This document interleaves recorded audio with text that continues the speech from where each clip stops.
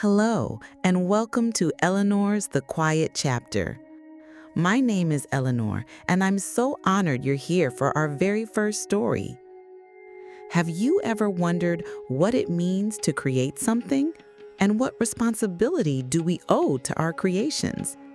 Tonight, we journey to the storm-lashed shores of Lake Geneva and the desolate ice floes of the Arctic. We are delving into a story born from a waking dream, a story of forbidden knowledge, reckless ambition, and a loneliness so profound it can curdle the soul. This is Mary Shelley's masterful tragedy, Frankenstein. So please, find a comfortable space, quiet your mind, and let us begin. Prologue. The Echo in the Ice. This story does not begin with the creator, nor with his creation. It begins in the vast, crushing silence of the Arctic with a man who was a mirror to them both, Captain Robert Walton. His vessel, a proud ship that had departed from the Russian port of Archangel, was now a prisoner, hemmed in on all sides by mountains of ice that groaned and shifted like sleeping titans. All around them stretched a landscape of blinding, unending white, a primordial emptiness where time itself seemed frozen. The crew, a hardened collection of seamen, were unnerved by the profound isolation. They muttered prayers and spoke in hushed tones of the ill omens that haunted this edge of the world. But Captain Walton's heart burned with a different kind of fire. He was not merely an explorer seeking a new route. He was a man in pursuit of glory. He dreamed of being the first of his species to stand upon the North Pole, to unlock the secrets of the magnet, and to inscribe his name upon the annals of history. Glory was his religion, and ambition was the engine of his soul. Yet behind this burning ambition lay a cold, aching loneliness. In his letters to his beloved sister, Margaret, back in the safety of England, he confessed his deepest yearning. Surrounded by sailors, he was utterly alone. He longed for a friend, a kindred spirit whose soul was as refined as his own, who could comprehend his monumental aspirations and share in the sublime terrors and triumphs of his quest. In this frozen wasteland, he craved not just discovery, but communion. One day, as a strange spectral mist clung to the ice, the crew witnessed a sight that defied all reason. Across the immense frozen plain, a sledge drawn by dogs was moving northwards at an astonishing speed. Through his spyglass, Walton saw the driver, but it was a figure whose proportions seemed to mock the very idea of man. It was a being of gigantic stature, a colossus gliding through the desolate landscape.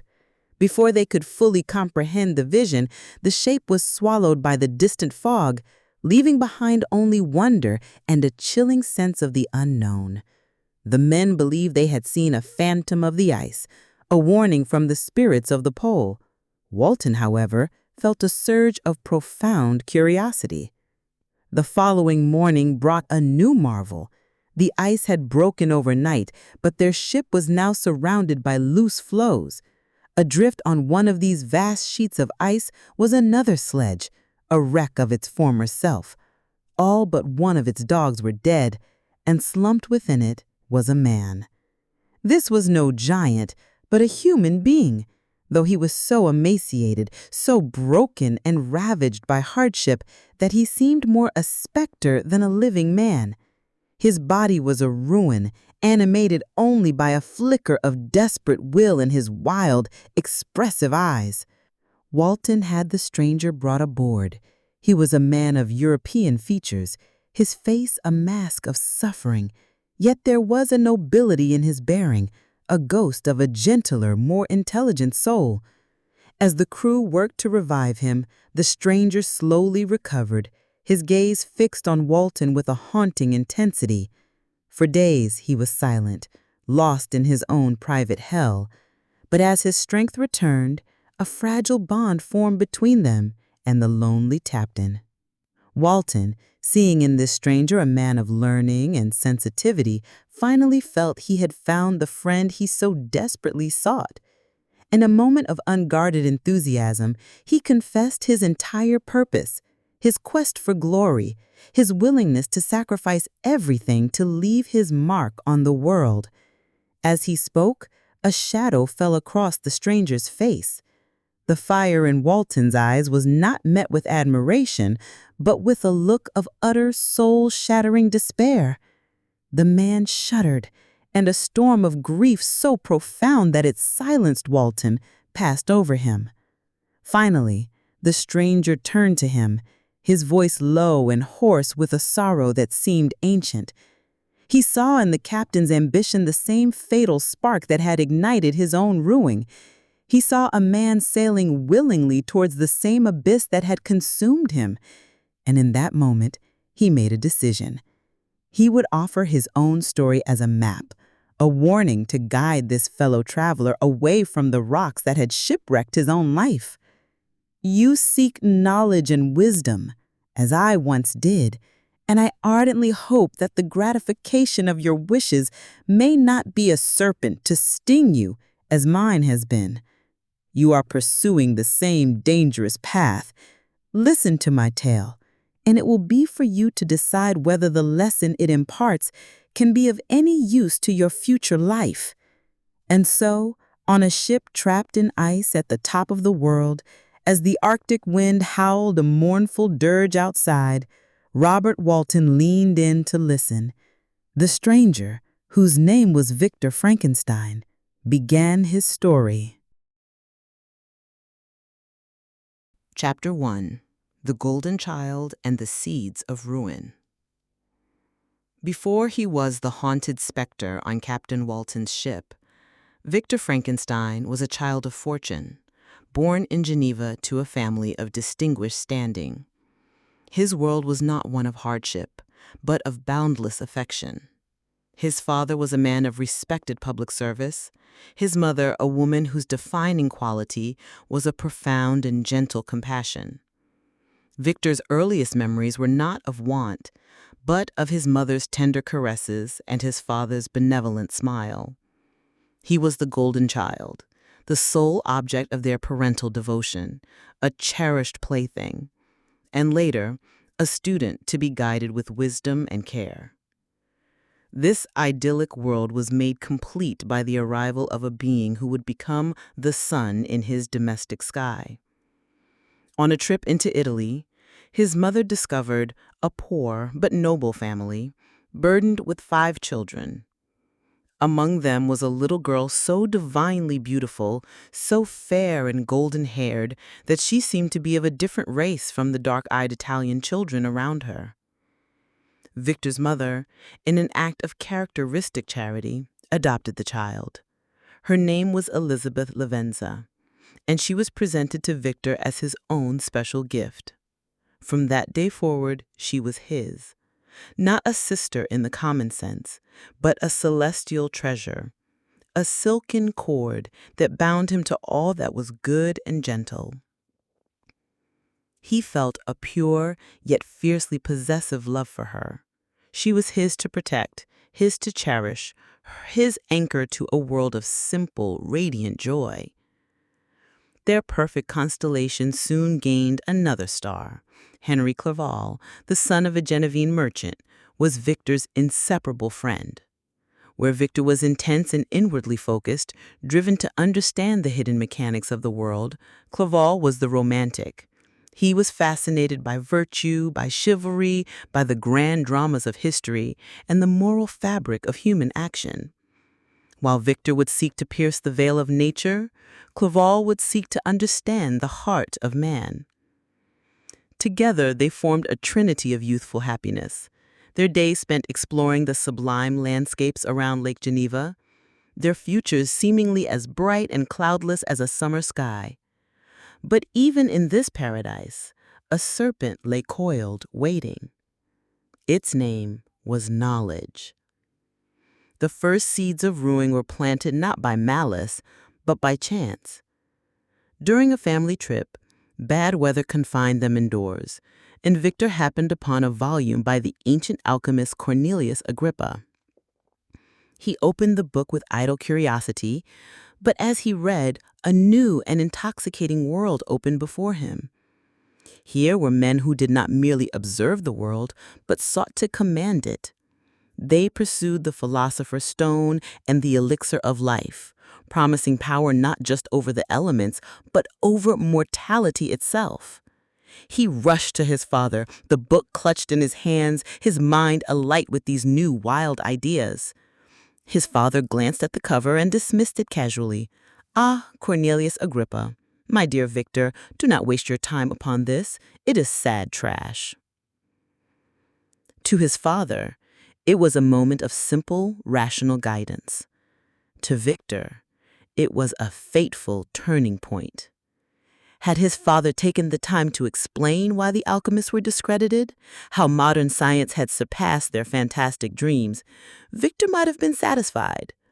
But the casual dismissal only served to pique his curiosity. It made the knowledge feel forbidden, a secret universe that his father, in all his wisdom, did not comprehend. He now believed that he, Victor, was the sole possessor of a great and powerful secret. He began to hunt down the works of Agrippa's brethren, Paracelsus and Albertus Magnus, with a feverish intensity. He became their secret disciple, lost in a world of arcane theories and impossible quests, driven by what he would later call a fervent longing to penetrate the secrets of nature. The world of science did try to claim him.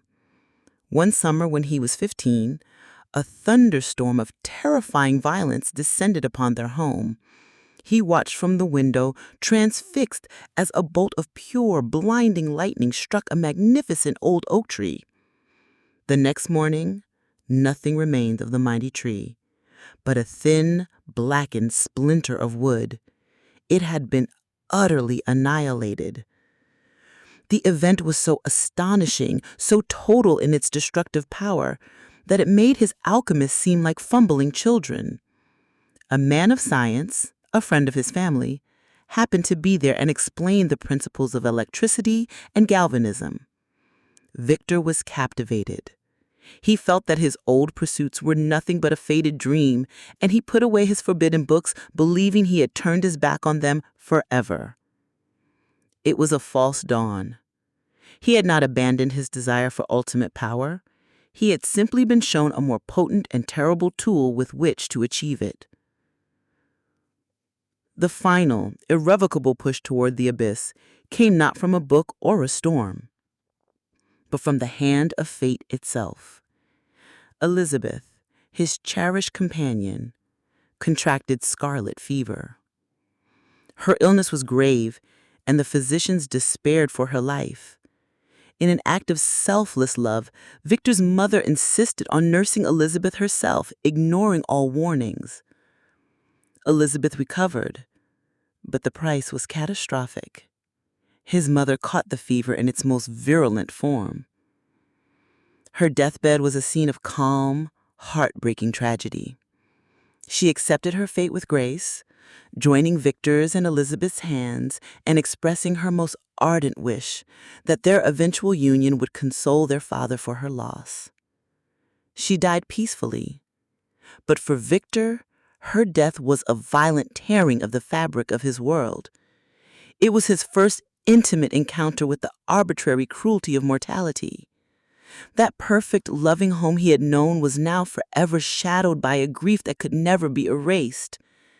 In the depths of his sorrow, the old obsession returned, now twisted and charged with a new desperate purpose. His intellectual curiosity about life and death was no longer an abstract pursuit. It was a personal war. He saw death not as a natural end, but as a vile enemy that had stolen from him. As he prepared to leave for his studies at the University of Ingolstadt, his grief festered into a dark and silent vow. He would not just study the secrets of life, he would conquer its opposite. He would dedicate himself to a struggle where he might one day be able to banish death from the human frame forever. He was no longer the golden child leaving home for an education.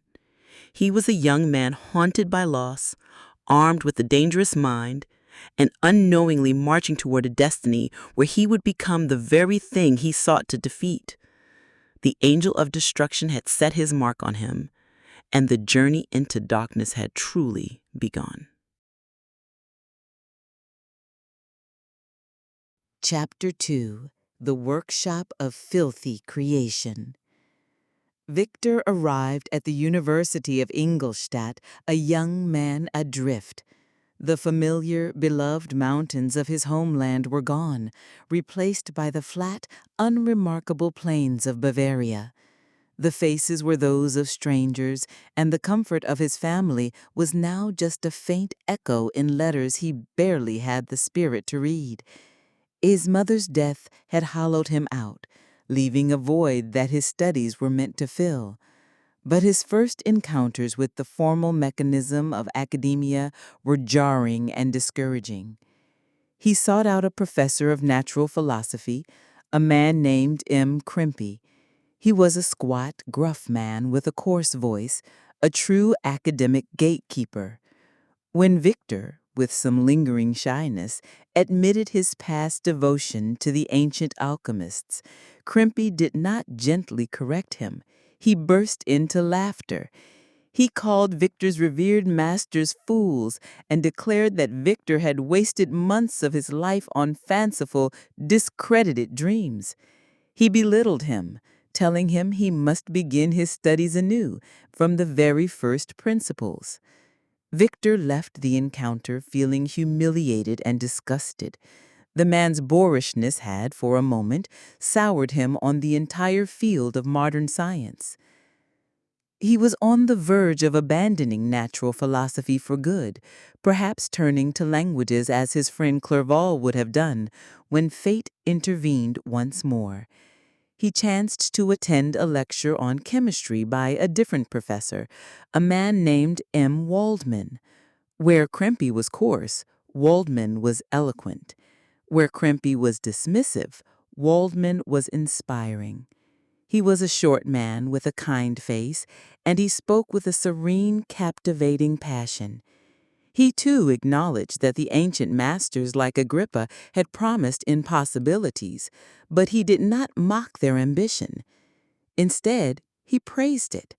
He spoke of them as men who had aimed for the heavens, and while their methods were flawed, their goals were grand. Then he painted a dazzling picture of modern chemistry, portraying it not as a drab collection of facts, but as a field that had inherited the alchemist's fire. Modern scientists, he explained, could perform miracles the ancients only dreamed of. They could penetrate into the recesses of nature and show how she works in her hiding places. As Victor listened, the fire that Crimpy had nearly extinguished was reignited into a roaring blaze. This was what he had been searching for. This was the validation he craved. Waldman's words gave him permission to marry his wild, romantic ambitions with the practical, powerful tools of modern science.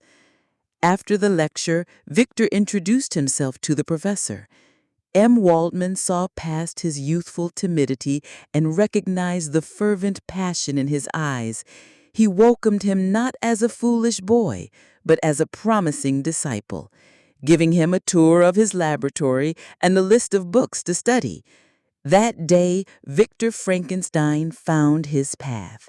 That day, he later recounted, was the day that decided his future destiny. From that moment on, his dedication was absolute. He became the university's most zealous student, his progress so rapid that it astonished his professors. He devoured every book, mastered every theory. For 2 years, he pursued science with a singular, almost inhuman focus. He neglected everything else. The letters from his father and Elizabeth lay unanswered, their gentle words a distraction from his great work. He confined himself to his rooms, his health beginning to suffer from the ceaseless labor. The vibrant, handsome young man who had arrived in Ingolstadt began to fade, replaced by a pale, solitary figure with feverish eyes. During this intense period of study, he became particularly fascinated with the structure of the human frame, with the fundamental question of what separated life from death. From where, he asked himself, did the principle of life proceed? It was such a vast, profound question that most would have dismissed it as belonging to God alone. But Victor, in his hubris, believed it was a fortress he could storm. He spent countless days and nights in charnel houses and dissecting rooms, familiarizing himself with the intricate machinery of the body and the grim process of its decay. He forced his eyes to behold the horrors of death in order to learn how to bestow life. And then, one day, in a flash of blinding, intuitive genius, the answer came to him. The cause of generation and life was suddenly revealed. He would never disclose the secret, for the knowledge was too terrible, too dangerous for any other mortal to possess.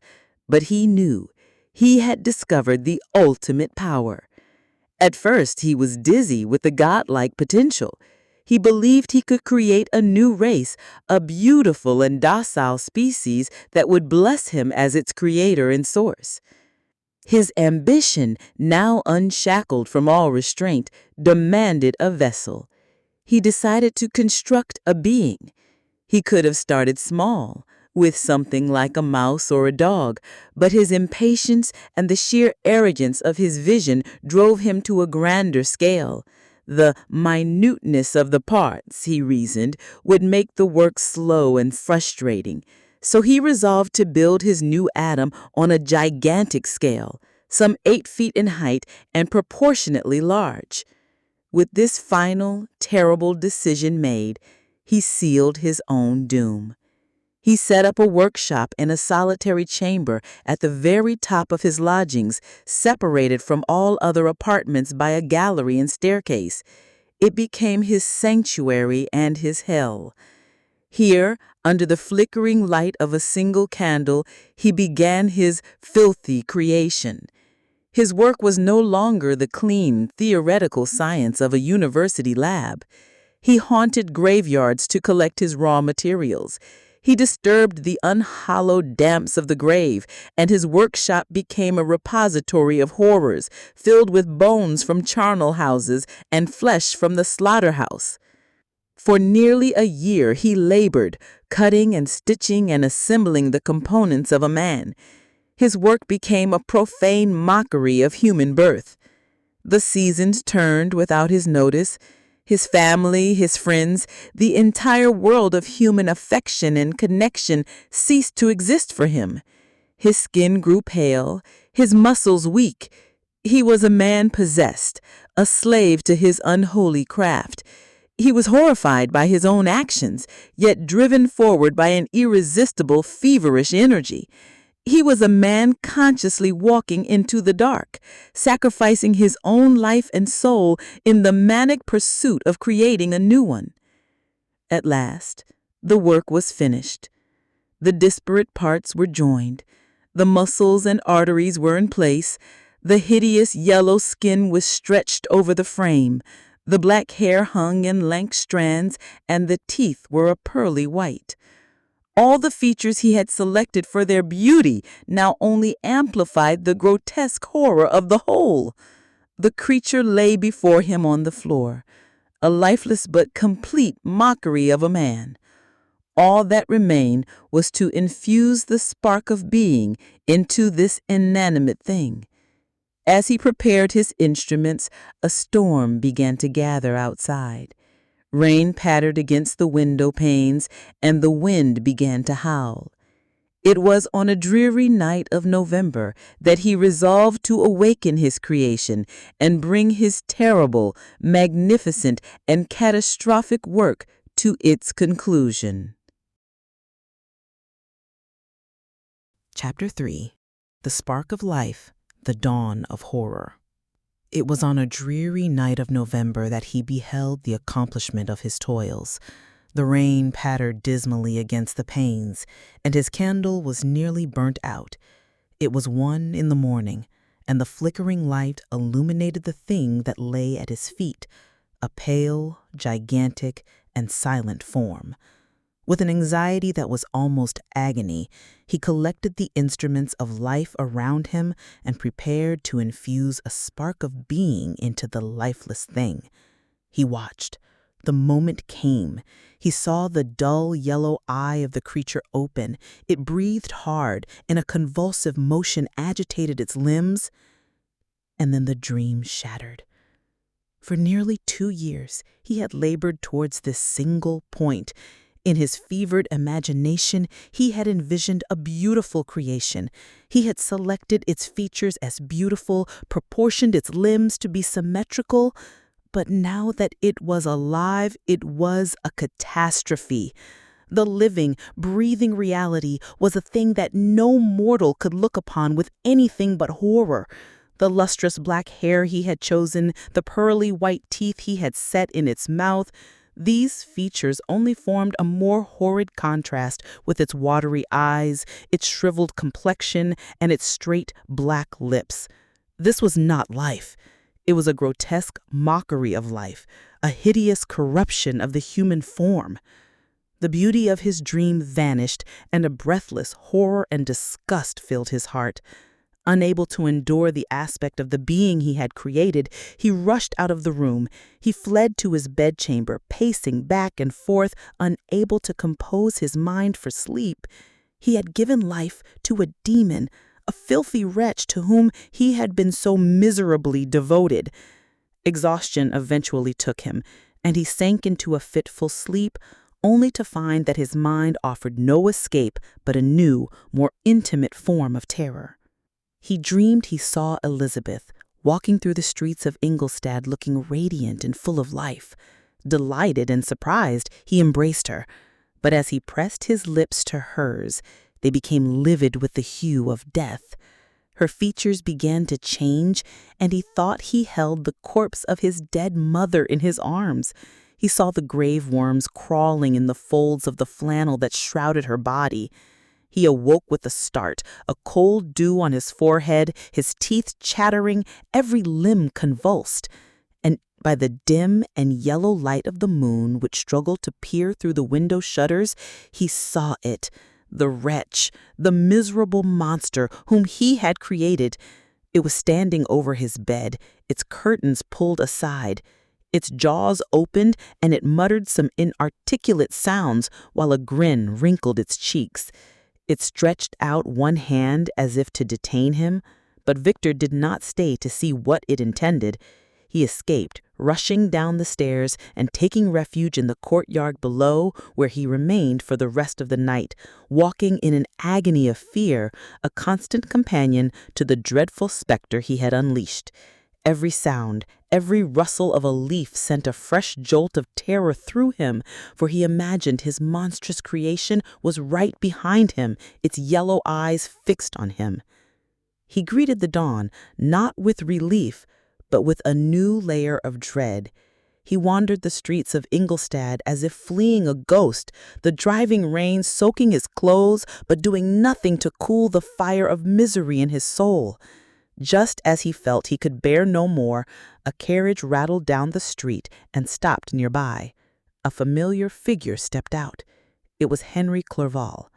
For a moment, Victor forgot his horror and felt a calm, pure joy.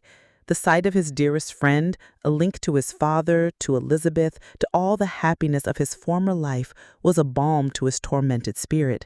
He rushed forward to greet him, laughing with a wild, unrestrained glee that startled Henry. But the joy was instantly poisoned by a new fear. What if Henry were to see the creature?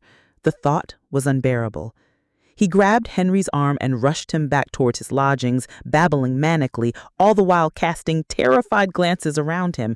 He made Henry wait below as he ran up to his apartment, his heart pounding with the sickening certainty that he would find the monster there. The room was empty. The creature was gone. The relief was so immense, so overwhelming, that it, combined with the months of ceaseless work and the profound shock of the preceding night, finally broke him. The strength that had sustained him through his terrible creation now deserted him completely. He began to laugh and clap his hands, and as Henry entered the room, Victor collapsed. What followed was a long darkness. For several months, he was confined to his bed in the grip of a violent nervous fever. He was delirious, his mind a whirlwind of torment. He raved incessantly about a demon, a monster that clutched at him, his words a stream of terrified nonsense to the worried Henry. It was Clerval who became his devoted nurse.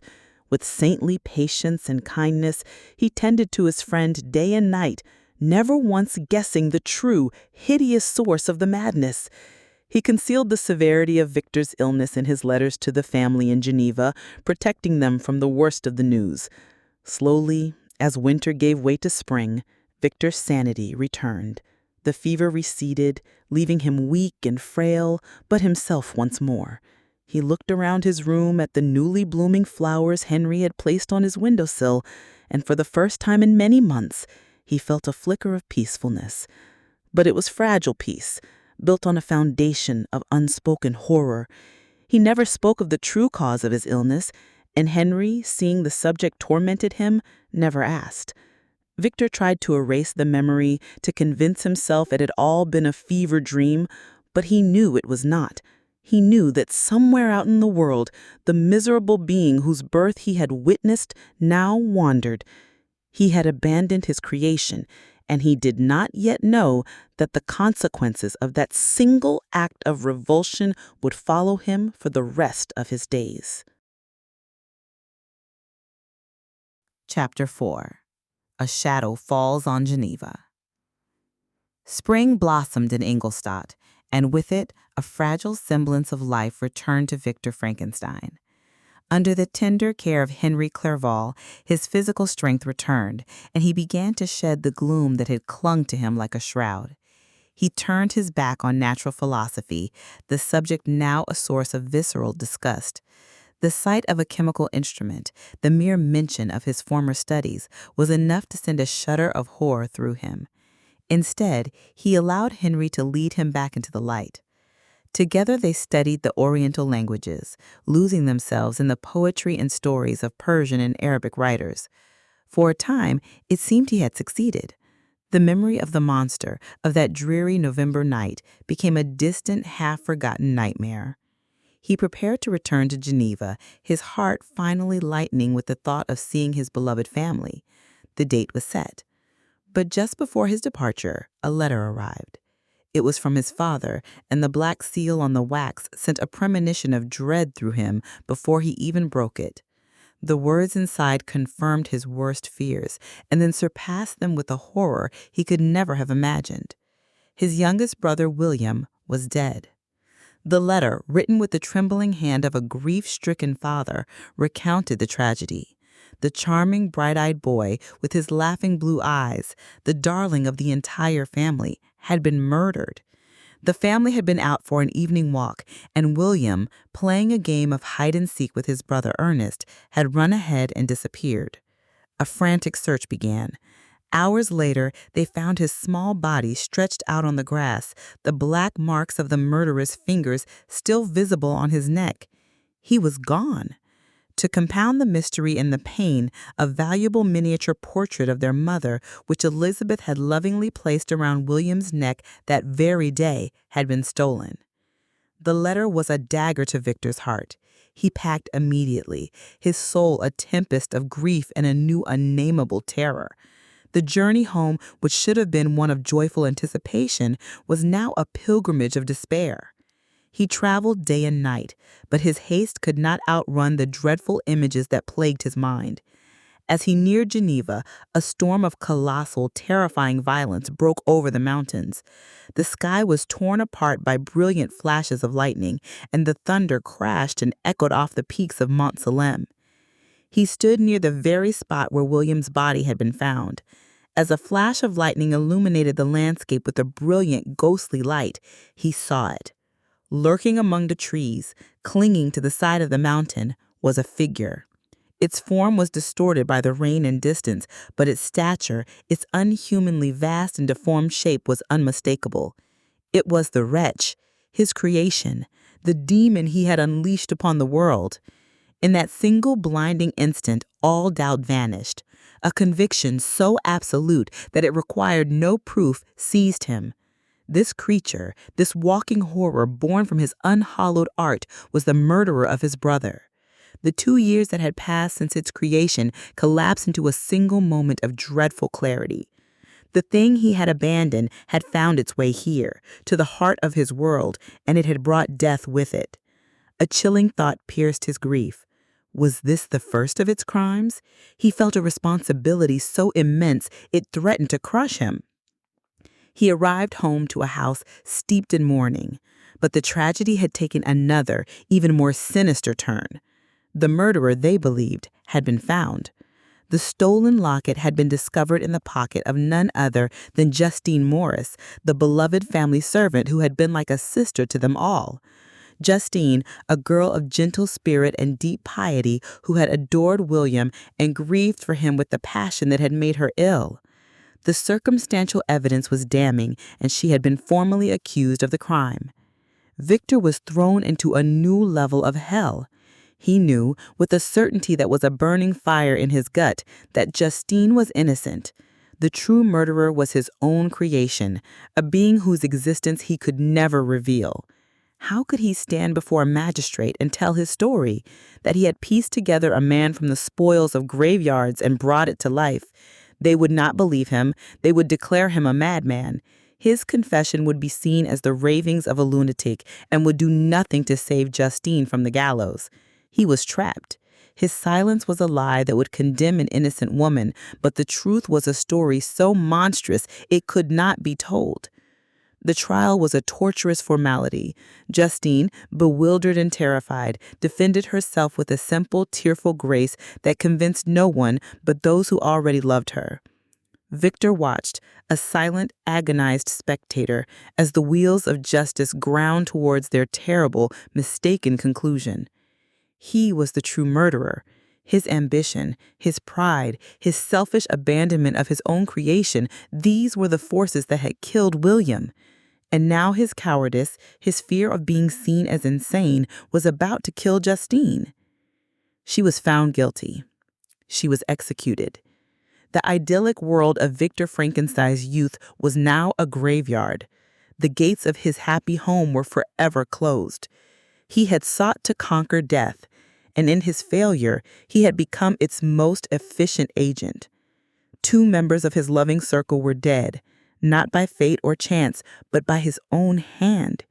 He was no longer just a creator who had failed his creation.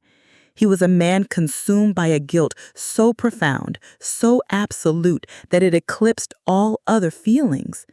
He walked among his grieving family, an island of secret torment, the keeper of a truth more monstrous than any lie.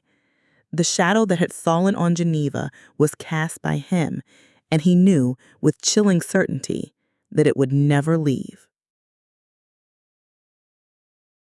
Chapter 5. The Face on the Glacier. The executions of William and Justine shattered the Frankenstein family, leaving behind a silence more profound than any grief. The house that had once echoed with laughter now felt like a tomb. Victor's father aged visibly, his benevolent spirit crushed by the weight of successive tragedies.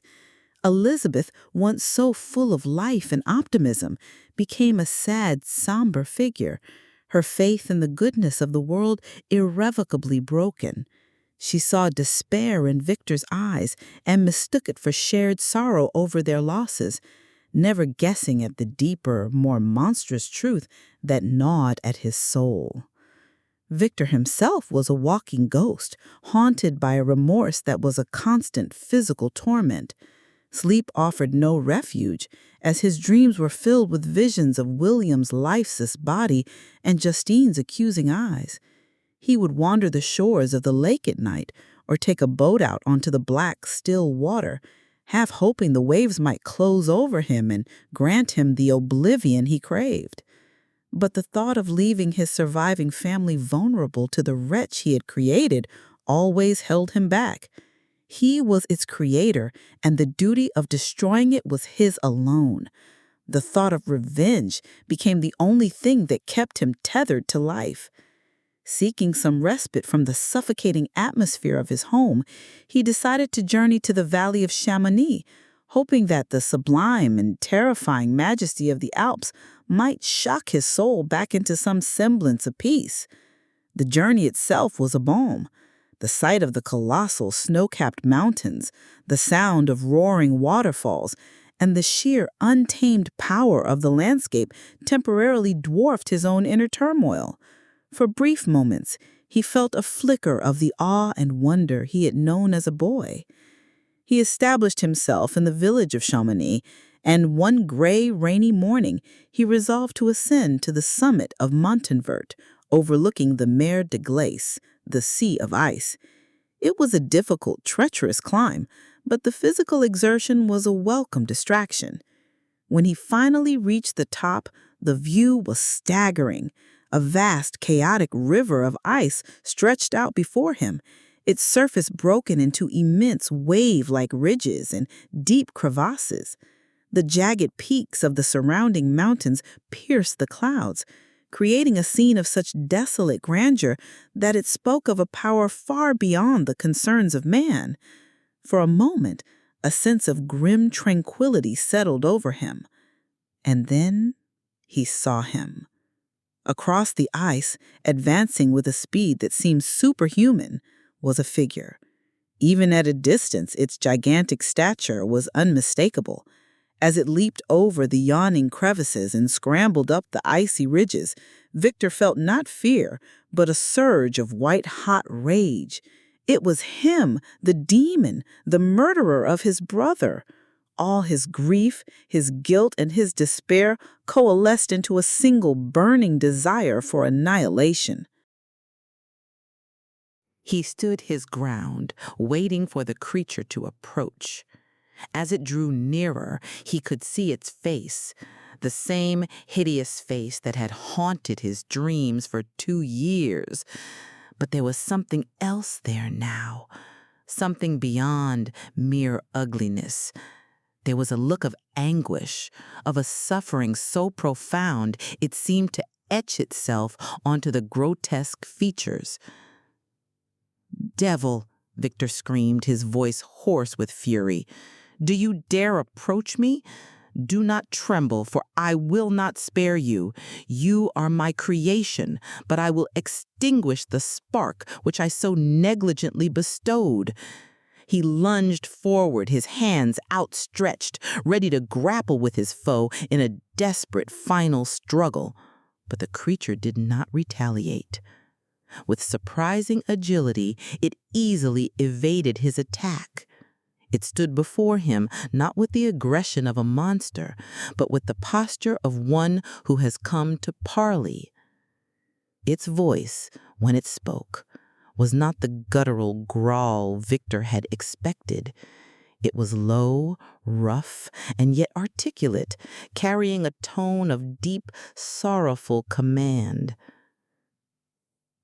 "I expected this reception," it said. "All men hate the wretched. How then must I be hated, who am miserable beyond all living things? Yet you, my creator, detest and spurn me, thy creature, to whom thou art bound by ties only dissoluble by the annihilation of one of us. You purpose to kill me. How dare you sport thus with life?" Victor was momentarily stunned into silence by the creature's eloquence, but his rage quickly returned. He cursed the creature, cursed the day it was born. The creature listened patiently, its face a mask of sorrow. "I am thy creature," it continued, its voice resonating with a strange power. I ought to be thy Adam, but I am rather the fallen angel whom thou drivest from joy for no misdeed. Everywhere I see bliss, from which I alone am irrevocably excluded. I was benevolent and good. Misery made me a fiend.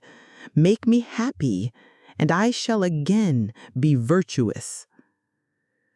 The creature's words were a direct, piercing challenge. It did not beg for forgiveness. It demanded justice. It laid the blame for its actions squarely at the feet of its creator. It spoke of its own suffering, of a loneliness so absolute that it had curdled its very soul. Then it made its demand. Listen to me, Frankenstein. Hear my tale. It is long and strange, and you will not deny that it is so. The sun has disappeared, and the herds are gone to shelter, and I am alone. Grant me this one request. It is all I ask. Listen to my story, and then, if you still feel the rage you feel now, you can decide my fate. But first, you must hear me. Victor hesitated. Every fiber of his being screamed at him to destroy this monster, to avenge William and Justine. But the creature's words held a strange, compelling logic. There was a duty here, a terrible responsibility that he could not ignore. What had driven his creation to this point? What had happened in the 2 years since he had abandoned it? A flicker of curiosity, mixed with a deep, chilling sense of obligation, began to war with his hatred. The creature saw his hesitation. It pointed towards a small, dilapidated hut of ice and rock that clung to the side of the mountain nearby. "Come," it said. "My hut is near. Rest there and listen to my tale. I will not be refused." Reluctantly, filled with a mixture of loathing and a dreadful sense of justice, Victor Frankenstein followed the being he had created. He followed his monster across the frozen sea of ice towards a desolate hut where he would finally be forced to confront the full, horrifying consequences of his godless creation. Chapter 6. An Infant in a Giant's Frame. Inside the hut, a fire crackled, casting flickering shadows on the grotesque face of the being and the pale, horrified face of his creator. The creature began to speak, his voice a low rumble, and the world was remade through his eyes. "It is with great difficulty," he began, "that he remembered the first moments of his being. There was no gentle dawn of consciousness, but a violent, overwhelming flood. Light pressed painfully on his nerves, sounds rushed in, a bewildering tumult. He felt hunger and thirst, cold and pain, all as new and terrifying sensations without names. He was an infant, trapped in a giant's body, a being of immense power with the understanding of a newborn. He recalled stumbling out of Victor's apartment in Ingolstadt, not with malice, but in a state of pure confusion. The city was a nightmare of shapes and noises. He sought refuge in the ancient forests outside the city walls, and there his true education began. He learned to distinguish the sharp pang of hunger from the dull ache of cold. He found that berries could soothe his stomach and that the water from a clear stream could quench his thirst. He learned to cover himself with abandoned clothes and to find shelter under the thick boughs of a tree. One of the greatest discoveries was fire. He stumbled upon a blaze left behind by some wandering beggars. He reveled in its warmth, its cheerful light banishing the oppressive darkness. But in his ignorance, He thrust his hand into the hot embers and shrieked with a new kind of pain. It was his first great lesson in the duality of things. That which could give comfort could also bring agony. He learned to tend the fire, to preserve its precious heat, and it became his constant companion in the wilderness. Yet, he was utterly alone. The birds sang in the trees, but their language was not his. He saw small creatures scurry through the undergrowth, but they fled from his towering form. His first encounters with humanity were disastrous. He wandered into a village, and the inhabitants did not greet him with curiosity, but with screams of terror. Men attacked him, women fainted. He was driven from the village with stones and curses, wounded and bewildered by a hatred he could not comprehend. Why did they despise him? He knew only that he was a monster in their eyes. Fleeing this brutal rejection, he eventually found sanctuary. It was a small, crude hovel built against the back of a cottage, a space meant for pigs or storage, but for him it was a palace. It was dry and offered protection from the harshness of the weather, and more importantly, from the cruel eyes of men.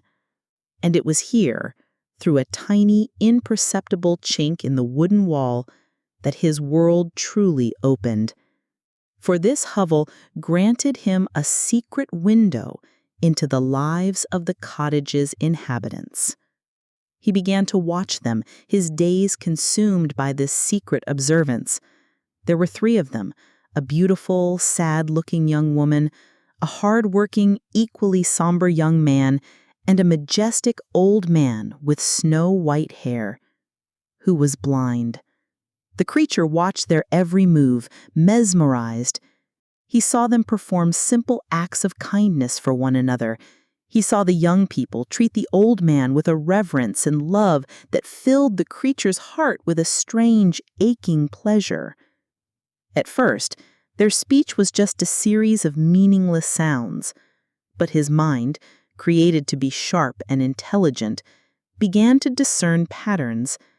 He slowly learned the names for the objects of his world: fire, milk, bread, wood. He learned the names of the cottagers themselves.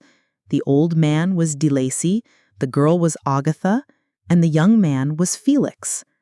He learned about music when Agatha would play her guitar, and the sweet, sad sounds would cause tears to stream down his face, a feeling of ecstasy and grief he had never known.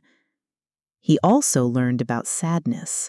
He saw that this gentle family, for all their love, was desperately poor and often suffered from hunger. He saw Felix and Agatha give their own small portion of food to their father, pretending they had already eaten. The sight filled him with a profound empathy. He had been stealing from their small store of food at night, but upon realizing he was causing them pain, he stopped immediately. His own hunger was nothing compared to their suffering. A new feeling began to grow in his heart, a desire not just to observe, but to help. He saw how hard Felix worked to chop wood for their fire. So, under the cover of darkness, while the family slept, the creature would take Felix's tools and gather a huge supply of firewood for them, enough to last for days. He reveled in their morning cries of surprise and delight, feeling for the first time like a secret guardian, a benevolent spirit watching over them. These people became his world. He admired their grace, their kindness, their devotion to one another. They were his protectors, his models, his superior beings. In his lonely hovel, observing the simple, loving life of the desolate family, a desperate hope began to bloom in the creature's heart. He was a monster, yes, but he was learning their language, he was learning their ways. He began to dream that one day, when he had mastered their tongue, he could finally reveal himself to them. perhaps they, unlike all others, could look past his horrifying exterior and see the gentle, devoted heart that beat within. He clung to this fragile hope as the only light in his vast, dark loneliness. Chapter 7. A Paradise Lost. As the seasons turned, the creature's hidden education continued. He mastered the de Lacy's language, his mind absorbing words and grammar with astonishing speed. His world, however, was still confined to the cottage and the forest. He knew of love and poverty, but nothing of the grander scope of human society. That was about to change. One day, a beautiful woman dressed in dark, exotic clothing arrived at the cottage on horseback. Her name was Safie, and she spoke a language the creature did not understand. The de Lacys welcomed her with a joy that transformed the entire household. It was clear she and Felix were deeply in love. Safie did not know their language, and so Felix began to teach her, using a book on history, Volney's Ruins of Empires, as his text. From his hovel, the creature listened to every lesson, and his own education took a quantum leap. Through Felix's lessons for Safie, the creature learned about the great tapestry of human civilization. He learned of empires rising and falling, of discovery and conquest, of virtue and vice on a scale he had never imagined. He learned about the strange and complex systems that governed men, of social hierarchies, of wealth and poverty, of nobility and inherited privilege. It was a bewildering and deeply troubling revelation. He learned that the most prized possessions for a man were a noble birth and vast riches, and that a man without either was considered little more than a vagabond and a slave. This knowledge fell upon him like a physical blow. He possessed no family, no name, no property. He was not just ugly. By every measure of this new, complex world, he was nothing.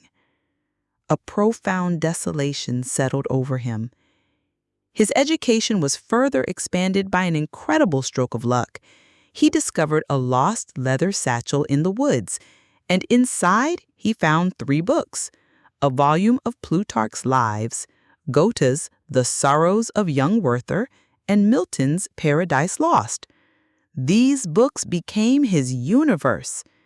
Plutarch taught him of the heroes of antiquity, of men who governed states and led armies.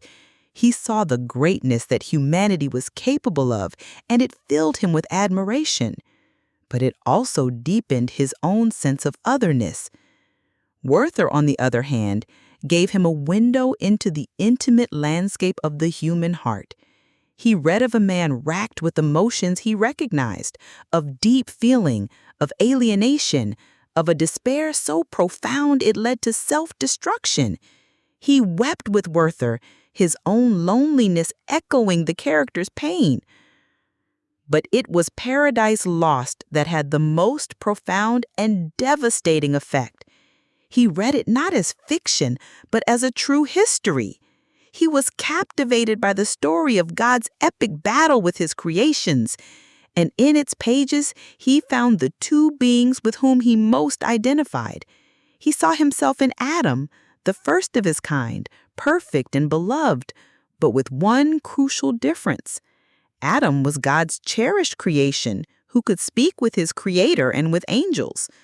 The creature, by contrast, was a wretch, abandoned and alone, an outcast from the moment of his birth. It was with the other character that he felt the most terrifying kinship. He saw himself in Satan. Like Satan, he had been cast out by his creator. Like Satan, he saw the bliss of others and felt the bitter, gnawing envy of the excluded. Satan had his fellow devils to admire and encourage him, but the creature was utterly solitary. This epic poem gave him a framework for his own existence. Was he Adam, the cherished son, or was he Satan, the fallen angel? The question haunted him. His self-knowledge was made complete by one final horrifying discovery. In the pocket of the clothes he had taken from Victor's laboratory, he found the journal that his creator had kept during the months of his creation. With trembling hands, he read it. He learned of Victor's ambition, his disgust, his horror. He read the detailed, loathsome descriptions of his own hideousness. This was no tale of a loving God creating a cherished being.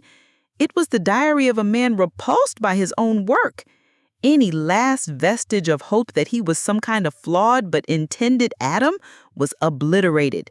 He was a monster, an accident, a thing of filth and horror in the eyes of his own God. The diary was his death warrant, confirming his status as an outcast from all life. Yet, even in the face of this crushing knowledge, a desperate hope remained. The de Lacys, they were kind. They were gentle. The old man, he reasoned, was blind. He could not be prejudiced by the creature's ghastly appearance.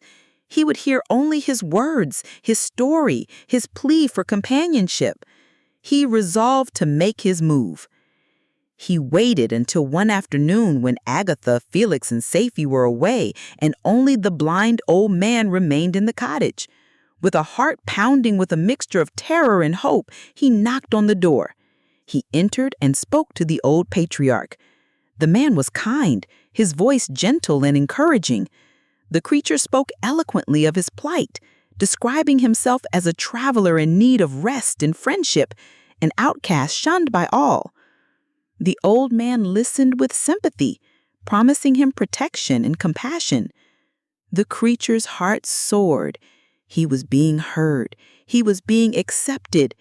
He was on the verge of grasping the old man's hand, of cementing this first fragile bond with another living being, when the cottage door burst open. Felix, Agatha, and Safie had returned. The scene that followed was one of pure, instantaneous horror. Agatha, on seeing him, fainted. Safie, too overcome with terror to scream, fled the cottage. Felix, with a cry of rage, rushed forward. He saw not a supplicant seeking comfort, but a monster assaulting his father. He grabbed a heavy stick and beat the creature violently, driving him from the cottage with furious blows. The creature did not fight back. The physical pain was nothing compared to the agony that ripped through his soul. His one hope, his entire world, had been utterly destroyed in an instant. He fled back to his hovel, his heart now a black abyss of despair and rage. The benevolent spirit that had yearned for love was dead. In its place, a new being was born, one filled with a burning hatred for the human race and a vow of eternal revenge against the man who had created him for this unbearable misery, Victor Frankenstein. Chapter 8. The Demand. A profound and terrible silence filled the hut on the glacier after the creature recounted his violent expulsion from the de Lacys' cottage. The fire cast long, dancing shadows, illuminating the anguish on the being's face and the dawning horror on Victor's. The creature's voice, when he began to speak again, was no longer filled with the sorrow of a lost soul, but with the cold, hard bitterness of one who has declared war on the world. He told Victor of the days that followed. He remained in his hovel, a wounded animal licking its wounds, his mind a maelstrom of rage and despair. He watched the de Lacys, and his love for them curdled into a hateful jealousy. He learned they were leaving the cottage forever, terrified that the monster would return.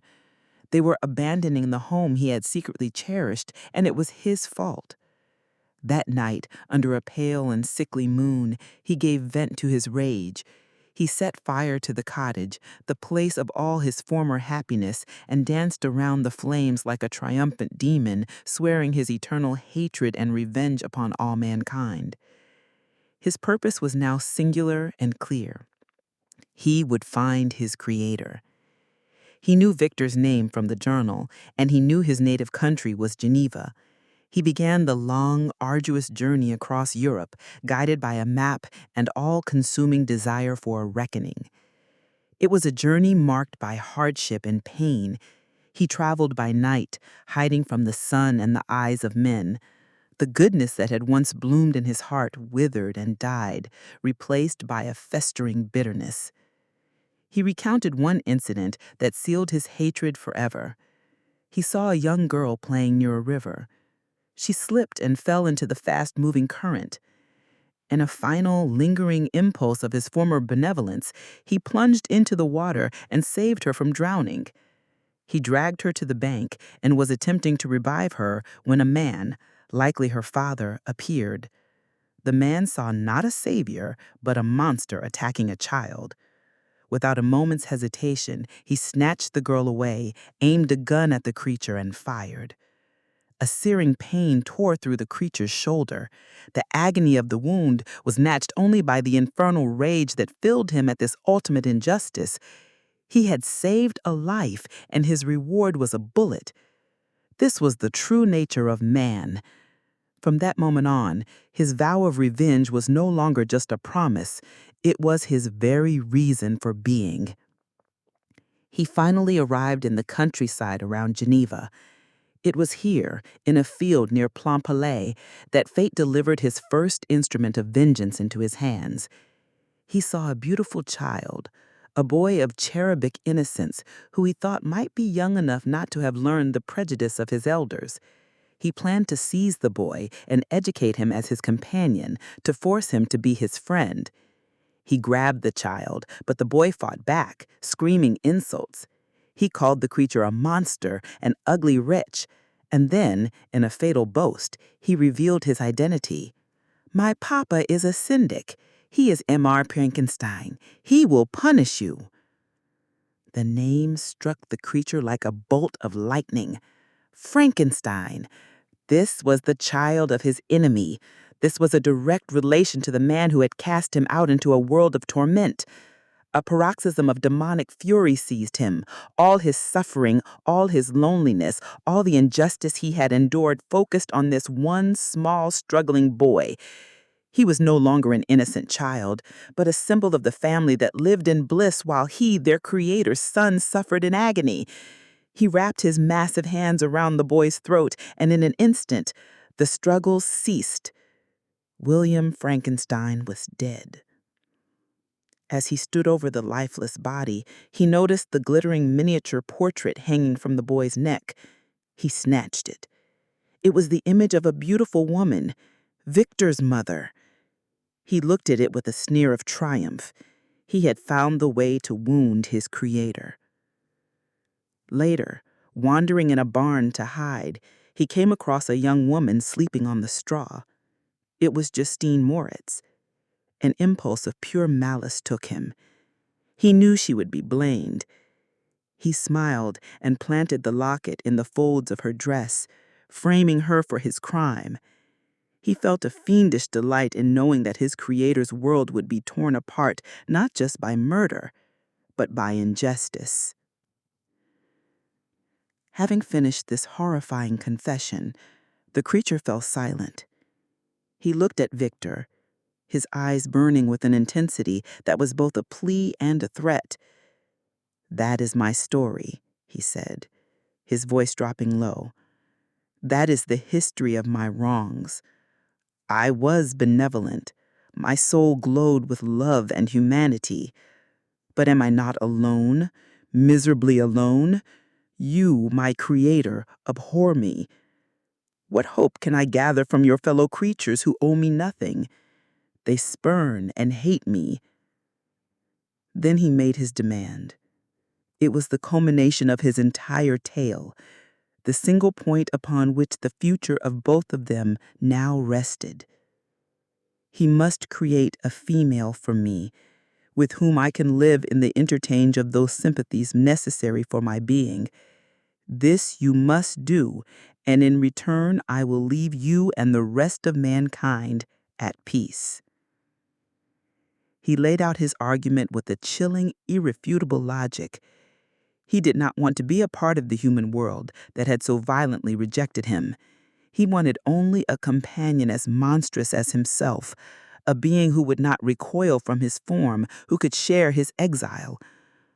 He swore a solemn oath that if Victor would grant him one companion, he and his mate would flee to the vast, uninhabited jungles of South America and never be seen by human eyes again. His evil, he argued, was a product of his misery.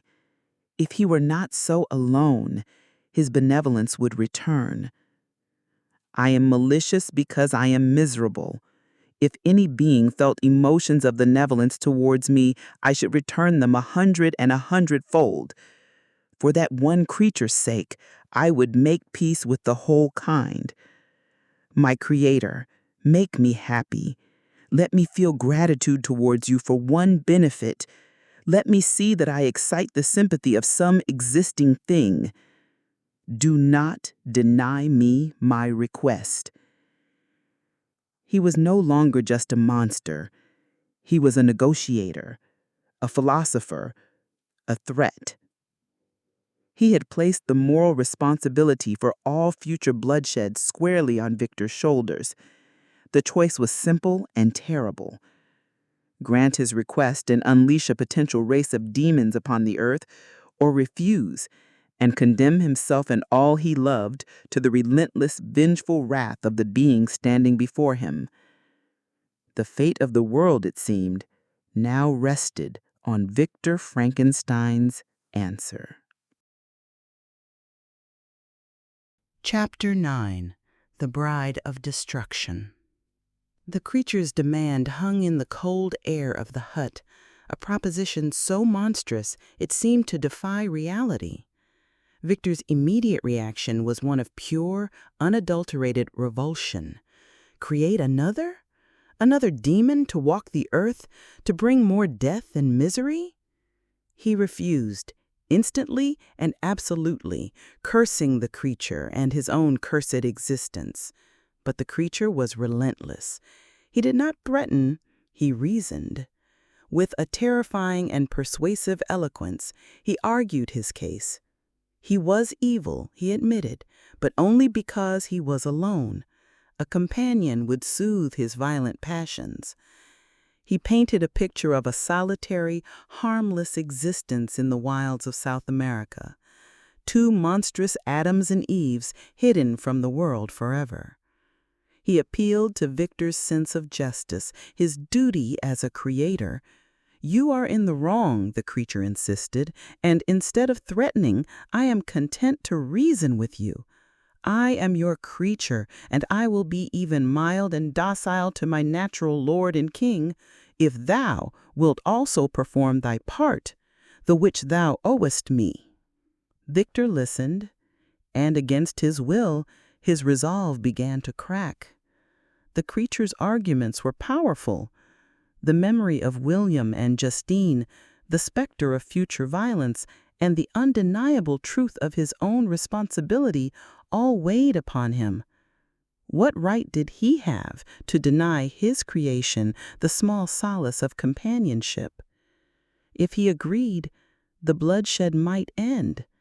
If he refused, he was signing the death warrant for every person he held dear. The creature's final promise sealed the pact.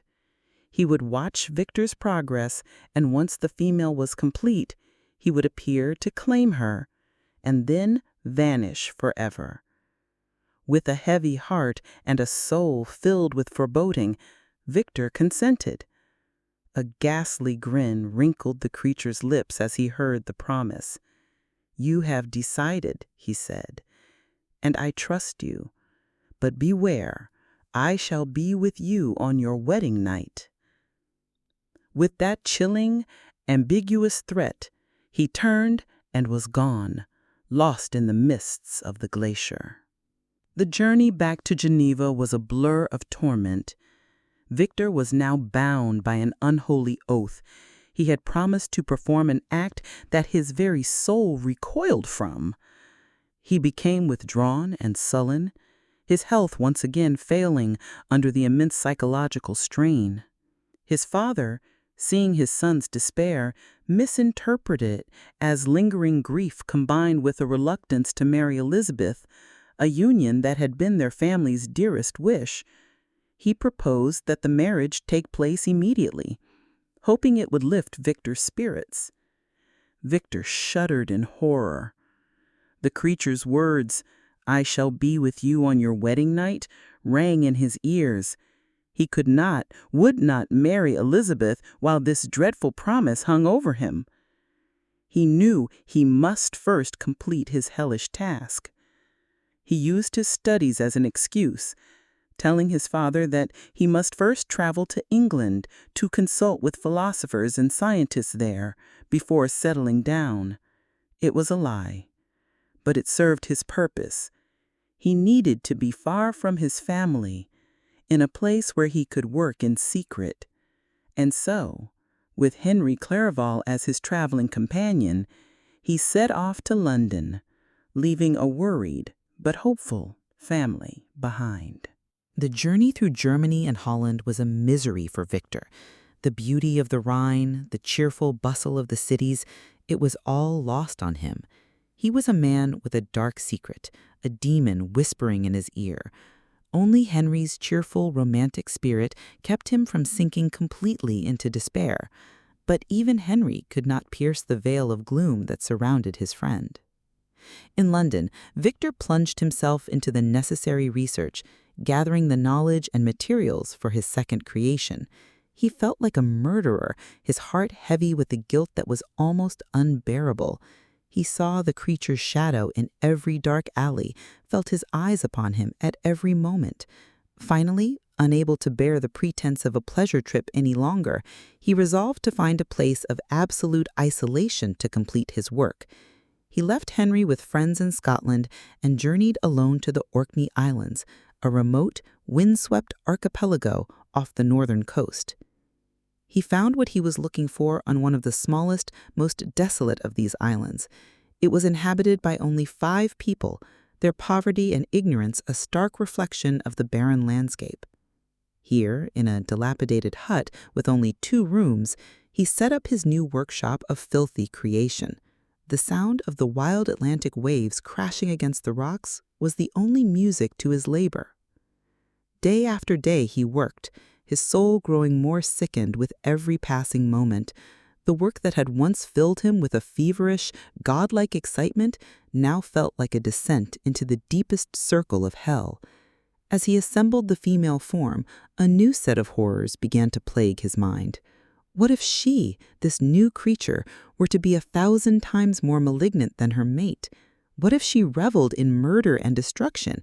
What if the 2 of them, instead of feeling affection, were to grow to hate one another? But the most terrifying thought was this: what if they were to procreate?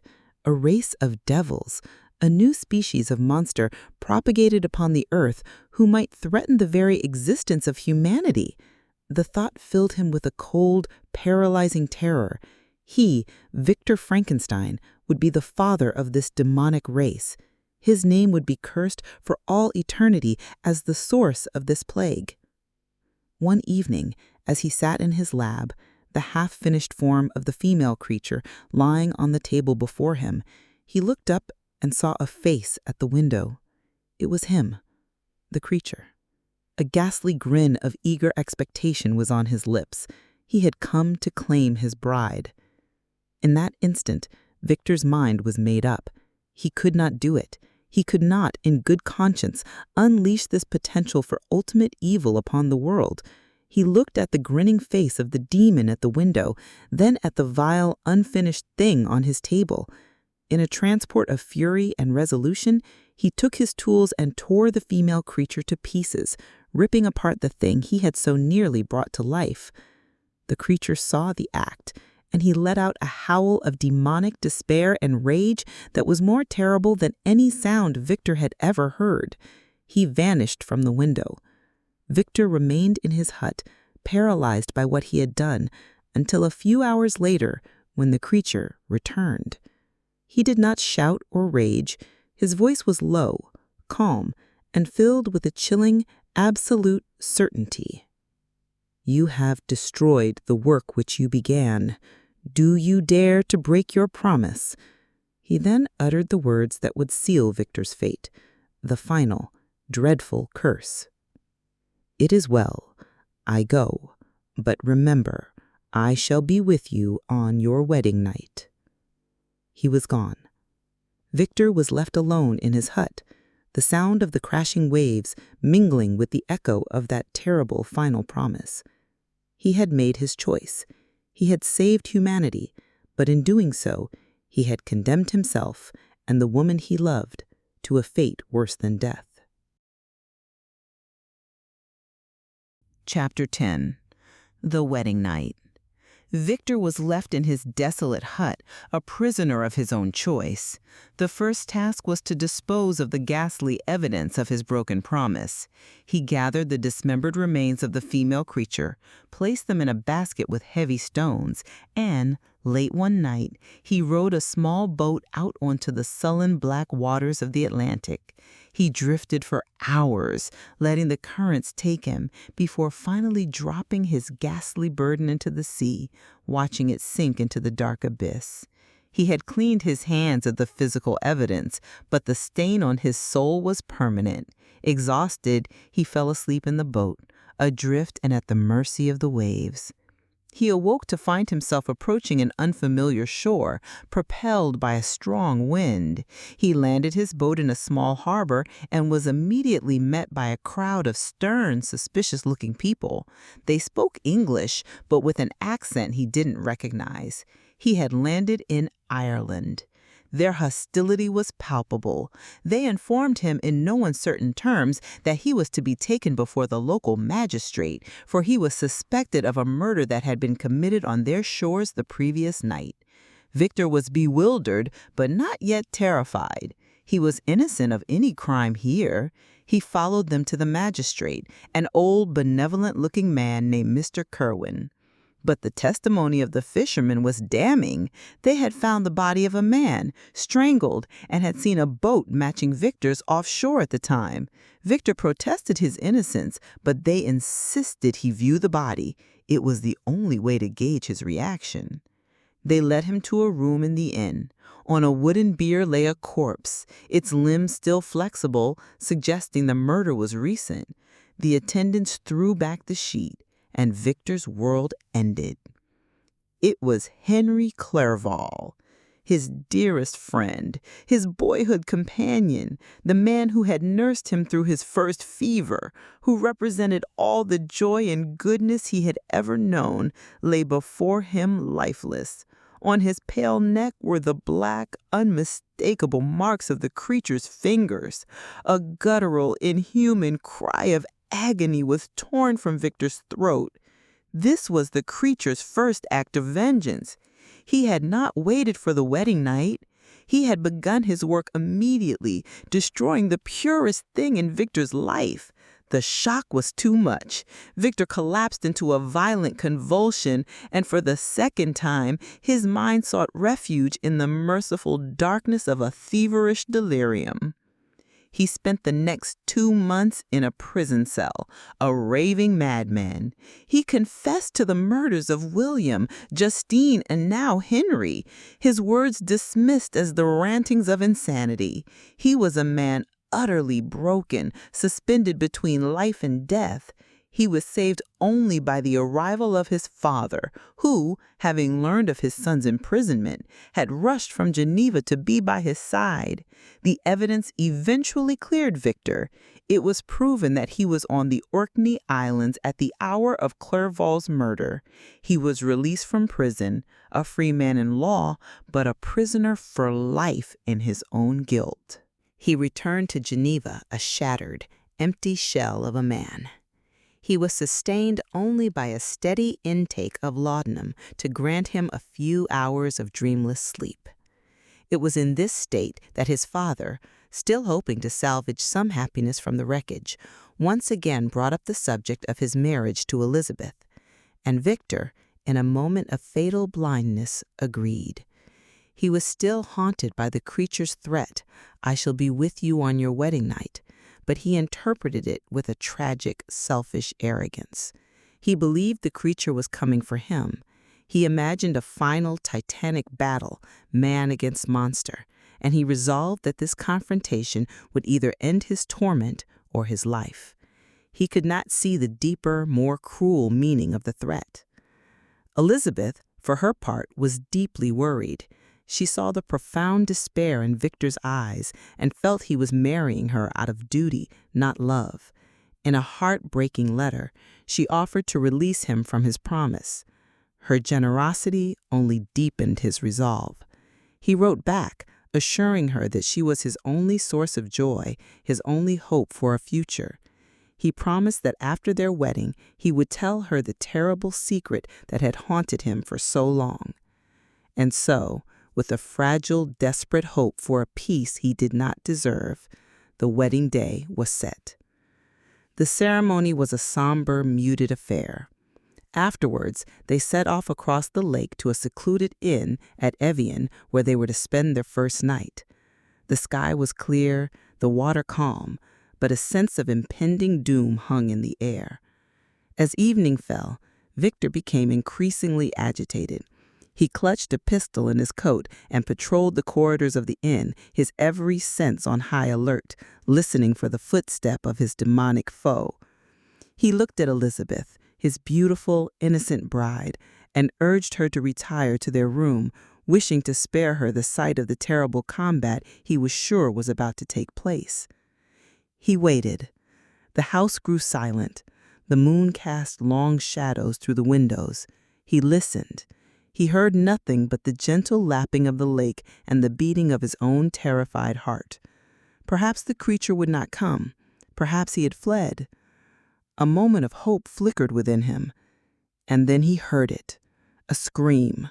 A sudden, shrill, horrifying scream from upstairs, from their wedding chamber. In that instant, the truth struck him with the force of a physical blow. The fatal misinterpretation. The chilling, diabolical genius of the creature's threat. It was not his life the monster wanted, it was his happiness. He flew up the stairs and burst into the room. Elizabeth, his love, his hope, his last connection to all that was good, was dead. She had been thrown across the bed, her head hanging down, her pale face contorted in a final moment of terror. The mark of the strangler was on her neck. As he stood there, paralyzed by a grief beyond all comprehension, a movement at the open window caught his eye. It was the creature.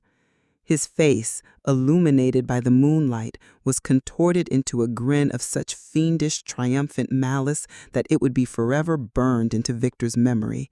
The monster pointed a ghastly, wrinkled finger at the body of his bride, mocking Victor's loss, before leaping from the window and disappearing into the darkness.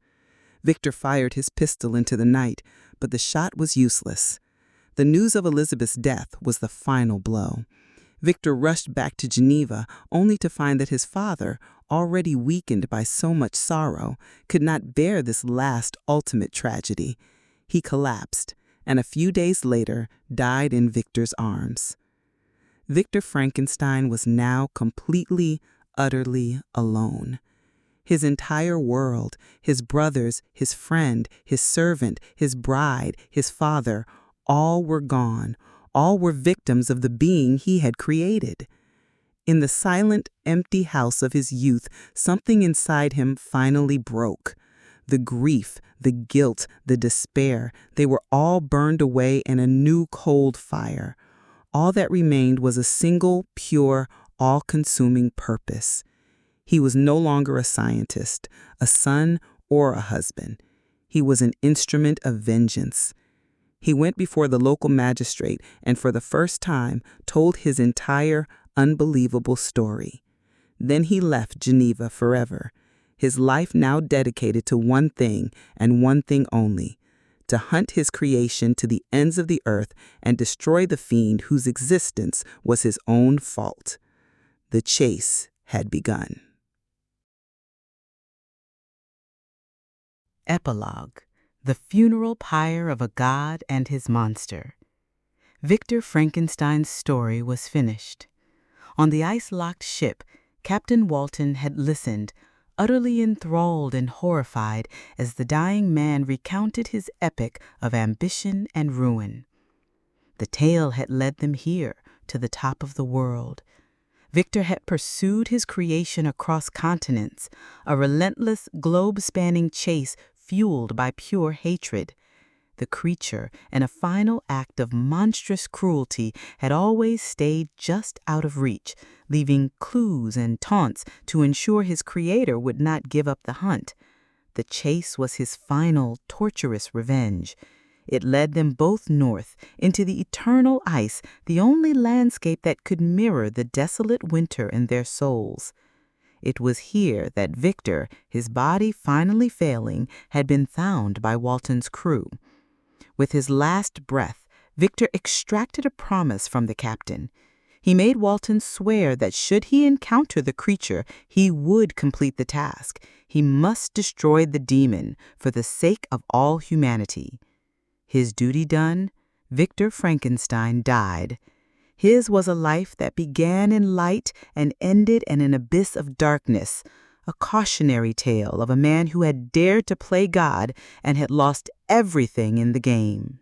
Walton was deeply moved, his own ambitions for glory now seeming like a child's foolish dream in the face of such a monumental tragedy.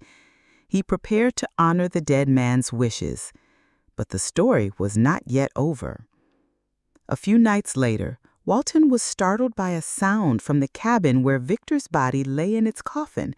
It was a sound of immense grief, a hoarse, guttural cry of anguish that seemed to contain all the sorrow in the world. He entered the cabin, and there, standing over the open coffin, was the being from Frankenstein's story. It was real. The gigantic stature, the horrifying, scarred features, it was all true. But the face that turned to him was not one of triumph. It was a mask of utter agony and despair. Tears streamed from the watery, yellow eyes as it looked upon the still face of its creator, its father, its mortal enemy. Seeing Walton, the creature did not flee. It began to speak, its voice thick with a grief that was almost palpable. It lamented its own existence and the terrible crimes it had committed. Did Walton think, it asked, that it had felt no remorse? That it had found joy in the murder of Clairvaux, the pure-hearted friend? That it had not been torn apart by guilt as it strangled the innocent Elizabeth? Every act of violence had been a fresh wound to its own soul, a deeper descent into a hell of its own making. "That is my futurity," it cried, looking down at Victor's body. "I am alone." It confessed that its heart had been made for love and sympathy, but when it was denied these things by all the world, and most of all by the man who gave it life, it was consumed by a rage that turned it into a monster. It had sought revenge, and it had succeeded. It had systematically destroyed every source of happiness in its creator's life. But now, with Victor dead, the vengeance felt hollow. The all-consuming fire of its hatred had nowhere left to burn. There was nothing, only a cold, empty loneliness. It turned to Walton, its final audience. Its work was done. The great drama was over. Its creator was dead, and with him, the only being on earth with whom it shared a bond, however hateful. Now it would seek its own end. It would travel even further north to the most extreme point of the globe. There, it would build its own funeral pyre and be consumed by the flames, finally destroying the hideous vessel that had caused so much misery. In death, it would find the peace it was never allowed in life. I shall no longer see the sun or stars or feel the winds play on my cheeks. I shall die. He is dead who called me into being. And when I shall be no more, the very remembrance of us both will speedily vanish. With those final words, the creature turned from Walton and leapt from the cabin window onto the ice raft that had drifted alongside the ship. It was then borne away by the waves, and in a moment was lost in the vast, enveloping darkness and distance. Walton was left alone, the silence of the Arctic now filled with the weight of the incredible, tragic story he had heard. He looked at the body of Victor Frankenstein, at the empty space where the creature had stood, and he understood. He had seen the final, terrible conclusion of unchecked ambition. He had seen the face of a man who reached for glory and found only ruin. The ice around his ship had begun to break. The path south was clearing. His crew urged him to abandon his quest and return home. A week ago he would have refused, but now he looked out at the endless expanse of white, and he no longer saw a prize to be won. He saw only a vast, cold, and lonely grave. He gave the order. The ship turned, and Robert Walton, a wiser and sadder man, sailed for home, the sole keeper of the story of Victor Frankenstein and his tragic, unnamed creation. And so our tragic tale of Victor Frankenstein and his creation comes to its end. Thank you for joining me on this journey. Mary Shelley left us with a powerful and unsettling question that echoes through the ages. Who is truly the monster in this story? The creature born a science, or the man who shunned him? I would love to hear your thoughts in the comments below. If you enjoyed our time together, please consider subscribing to Eleanor's The Quiet Chapter and turning on notifications so you don't miss our next story. Until then, take care and be kind.